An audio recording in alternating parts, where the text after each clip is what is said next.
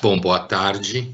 Eu quero agradecer o convite da JCDecaux para conversar aqui rapidamente com vocês sobre um pouco sobre esse olhar da chamada pós-pandemia, né? E a primeira coisa que eu queria dizer é o seguinte: com essa pandemia, a gente redescobriu uma coisa que a humanidade sempre soube, que é nós estamos sempre, de alguma forma, ameaçados pela fortuna, pela contingência, né?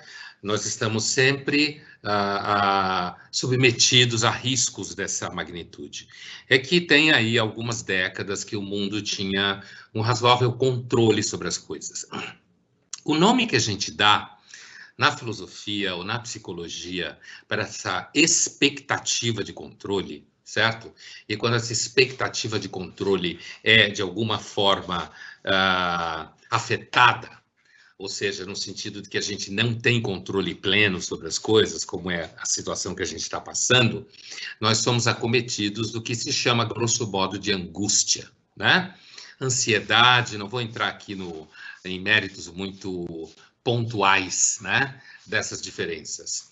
E a angústia, ela é caracterizada pela sensação de que você está exposto a uma situação que você não controla plenamente.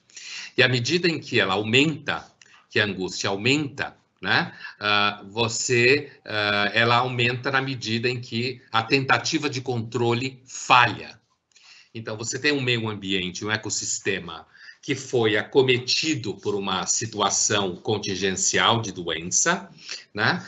E a gente tenta controlá-lo o tempo inteiro e a gente não tem sucesso pleno nesse controle.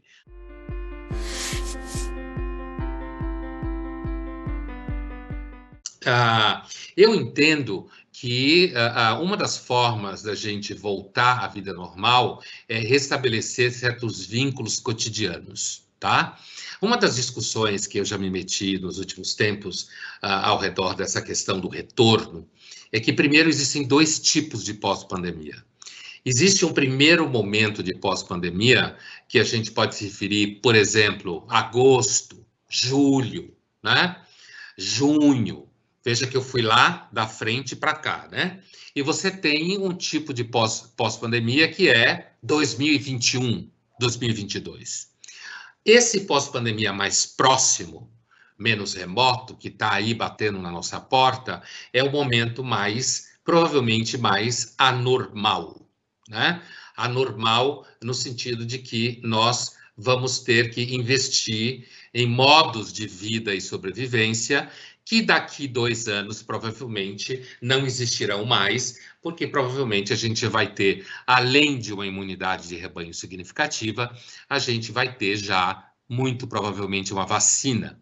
E aí a sociedade terá assimilado métodos remotos, a gente provavelmente vai ter problemas de desigualdade social maior no Brasil, né? É o contrário do que algumas mentes utópicas pensam, mas a gente já vai estar numa situação mais normal.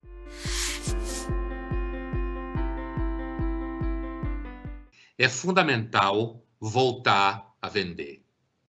É fundamental voltar a estabelecer a comunicação das marcas, ou seja, voltar ao seu negócio. É claro que não é voltar, não estamos falando da volta em 2021, né? Como eu dizia, nós estamos falando da volta em junho, julho e agosto. E essa volta é uma volta em que você vai ter gastos de biossegurança, você vai ter preocupação no RH das empresas com relação a adoecimento, você vai ter reorganização de espaços, tem aí um conjunto de procedimentos, né? E esse conjunto de procedimentos tem sido objeto da comunicação continuamente. Mas eu acredito que por volta de meados de junho, mais precisamente segunda quinzena de junho, é necessário que a gente dê a chance das pessoas sentirem um mínimo de normalização na vida. Normalização não significa superação absoluta de riscos. Isso não vai acontecer ao longo desse ano, certo? Normalização significa introduzir minimamente algumas práticas que fazem com que as pessoas tenham esperança de que a vida delas é passível de ser vivida de novo e não só embaixo de uma cama, né? Usando como metáfora o medo absoluto. E um dos vínculos sociais que fazem com que a gente se sinta de alguma forma normalizado é o vínculo social dos negócios, das vendas, das compras, da comunicação e do marketing.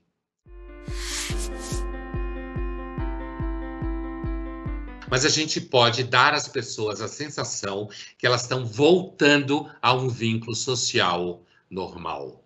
Eu olho uma comunicação, eu tomo conhecimento de alguma coisa, eu decido comprar, eu decido me relacionar com aquela marca ou aquele conteúdo, seja lá o que ele for, e nesse sentido, aquele que me comunica é meu parceiro em fazer com que eu sinta o mínimo de normalização na minha vida. E é claro que essa normalização imediata, pessoal, não é uma normalização que vá significar uma vida completamente sem riscos. Isso é que é importante entender nesse momento.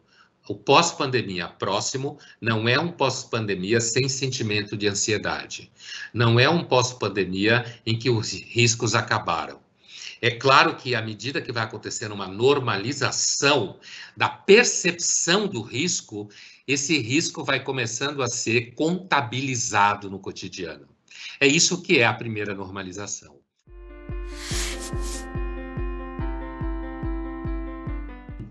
A missão daqueles que seguem vivendo é justamente seguir vivendo. E seguir vivendo é ser capaz de produzir um horizonte na sua frente. E no mundo que a gente vive, esse horizonte é mediado pela relação de comunicação e a relação de possibilidade de compra.